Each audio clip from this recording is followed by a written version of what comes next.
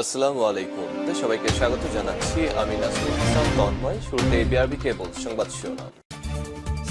বাংলাদেশের সর্বশেষ গুরুত্বপূর্ণ আপডেট সংবাদে আপনাকে স্বাগত। শুরুতেই সংবাদ শিরোনাম, পরে বিস্তারিত।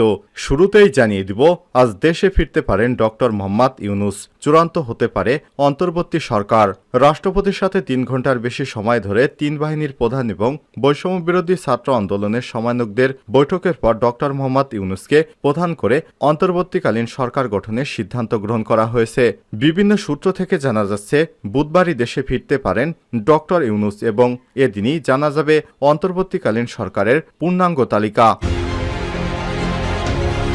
কেন্দ্রীয় ব্যাংকের এক ডেপুটি কমিশনারের পদত্যাগ। তোপের মুখে বাংলাদেশ ব্যাংকের ডেপুটি গভর্নর থেকে পদত্যাগ করেছেন কাজী সাইদুর রহমান। সরকার পতনের পর অফিস খোলার দ্বিতীয় দিনই সাধারণ কর্মকর্তাদের ক্ষোভের মুখে পড়েন এবং তিনি নির্বাহী পরিচালক একের কাছে তার দায়িত্ব অর্পণ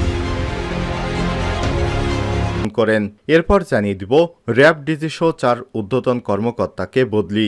র্যাপিড অ্যাকশন ব্যাটালিয়ন র্যাবের মহাপরিচালক সহ পুলিশের আরও 4 জন ঊর্ধ্বতন কর্মকর্তাকে বদলি করা হয়েছে। বুধবার 7 আগস্ট রাষ্ট্রপতির আদেশক্রমে স্বরাষ্ট্র মন্ত্রণালয়ের জননিরাপত্তা বিভাগের পুলিশ 1-এর শাখার উপসচিব মোহাম্মদ মাহবুবুর রহমান শেখ স্বাক্ষরিত এক প্রজ্ঞাপনে তাদের বদলি করা হয়। এদিকে শেখ হাসিনা ভারতকে যে চরম উভয় সংকটে ফেলেছেন। বাংলাদেশ থেকে শেখ হাসিনা পালিয়ে ভারতে আশ্রয় নিয়েছে। ভারতে আশ্রয় নেওয়ার পরও শেখ হাসিনা এখন মহাবিপদে ফেলেছে ভারতের প্রধানমন্ত্রীকে। কারণ হাসিনা পালানোর পর ভারতের 6,000 নাগরিক এখনও বাংলাদেশে আছে। তাদের নিরাপত্তার বিষয়টি নিয়ে উদ্বেগ প্রকাশ করেছে নরেন্দ্র মোদী। এ কারণে হাসিনা পলানোর পর দুই দেশকেই উভয় সংকটে ফেলেছে। বিশেষ করে মোদী সরকার এখন ভয়ানক বিপদে। হাসিনাকে রাজনৈতিক আশ্রয় দিলে মোদী সরকারেরই পতন হতে পারে। এরপর জানিয়ে দিব, ডিএমপি কমিশনার হাবিবুর রহমানকে ওএসডি। ঢাকা মেট্রোপলিটন পুলিশ ডিএমপির কমিশনার হাবিবুর রহমানকে ওএসডি করে পুলিশ দপ্তরে সংযুক্ত করা হয়েছে। এবং সর্বশেষ জানিয়ে দিব, পুলিশে বড় রদবদল। গণ আন্দোলনে সরকার পতনের পর ঢেলে সাজানো হচ্ছে প্রশাসন। এরই ধারাবাহিকতায় পুলিশ প্রশাসনে ব্যাপক পরিবর্তন আনা হয়েছে। এতে র্যাপিড অ্যাকশন ব্যাটালিয়ন মহাপরিচালক সহ কয়েকটি শীর্ষ পদে পরিবর্তন আনা হয়েছে। বুধবার 7 আগস্ট স্বরাষ্ট্র মন্ত্রণালয়ের জননিরাপত্তা শাখার জারি করা এক প্রজ্ঞাপনে এসব তথ্য জানানো হয়েছে। এতে বলা হয়েছে, জনস্বার্থে জারি করা এ আদেশ অবিলম্বে কার্যকর করা হবে। এতে শেখ হাসিনাকে সহায়তাকারী বিভিন্ন কর্মকর্তাকে সরিয়ে দেওয়া হতে পারে। প্রিয় দর্শক, ইতিমধ্যে অনেককেই সরানো হয়েছে। এতক্ষণ শুনছিলেন সংবাদ শিরোনাম, এবারে বিস্তারিত।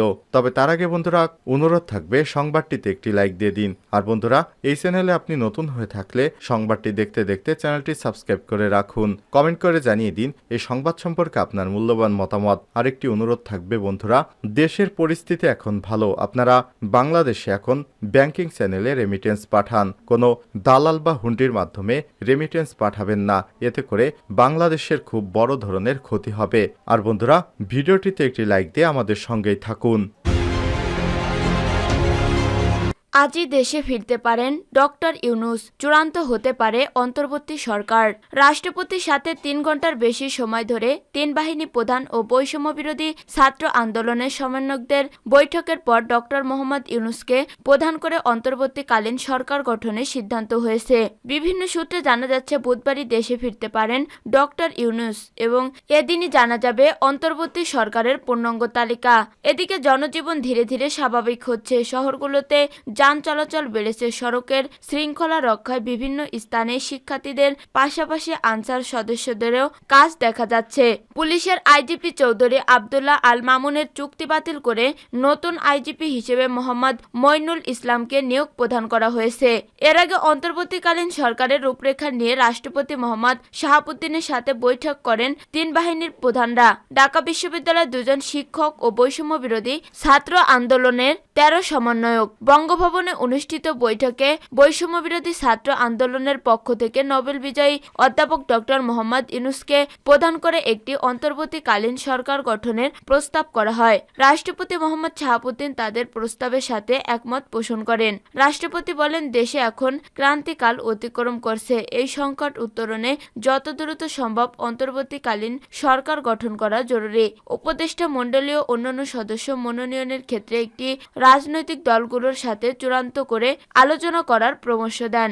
এছাড়া তিনি অন্তর্বর্তীকালীন সরকারের একজন মুক্তিযোদ্ধাকে মনোনয়ন দেওয়ার পরামর্শ দেন। রাষ্ট্রপতি সংকট উত্তরণে দেশবাসীকে সহযোগিতা করার আহ্বান জানান। বৈঠকে সেনাবাহিনী প্রধান জেনারেল ওয়াকারুজ্জামান, বিমান বাহিনীর প্রধান air chief marshal Hasan Mohammad Khan, নৌবাহিনীর প্রধান অ্যাডমিরাল মোহাম্মদ নাজমুল হাসান, ঢাকা বিশ্ববিদ্যালয়ের আইন বিভাগের অধ্যাপক আসিফ নজরুল, আন্তর্জাতিক সম্পর্ক বিভাগের অধ্যাপক তানজিম উদ্দিন খান এবং বৈষম্যবিরোধী ছাত্র আন্দোলনের 13 জন সমন্বয়ক বৈঠকে উপস্থিত ছিলেন।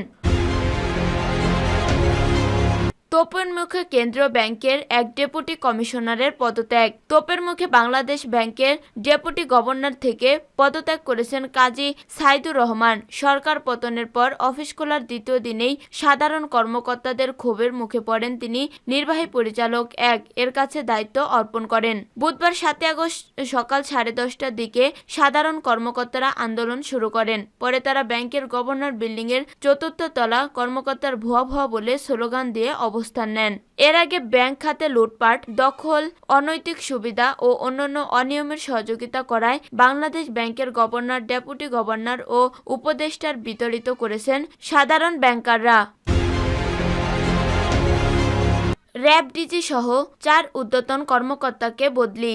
র্যাপিড অ্যাকশন ব্যাটালিয়নের র্যাব মহাপরিচালক সহ পুলিশের আরও 4 ঊর্ধ্বতন কর্মকর্তাকে বদলি করা হয়েছে। বুধবার 4 আগস্ট রাষ্ট্রপতির আদেশক্রমে স্বরাষ্ট্র মন্ত্রণালয়ের জননিরাপত্তা বিভাগের পুলিশ 1 শাখার উপসচিব মোহাম্মদ মাহবুবুর রহমান শেখ স্বাক্ষরিত এক প্রজ্ঞাপনে তাদের বদলি করা হয়। প্রজ্ঞাপনে বলা হয়, সদর দপ্তরের সংযুক্ত অতিরিক্ত আইজিপি AKM শহীদুর রহমানকে র্যাপিড অ্যাকশন ব্যাটালিয়ন র্যাব মহাপরিচালক ডিজি হিসেবে বদলি করা হয়েছে।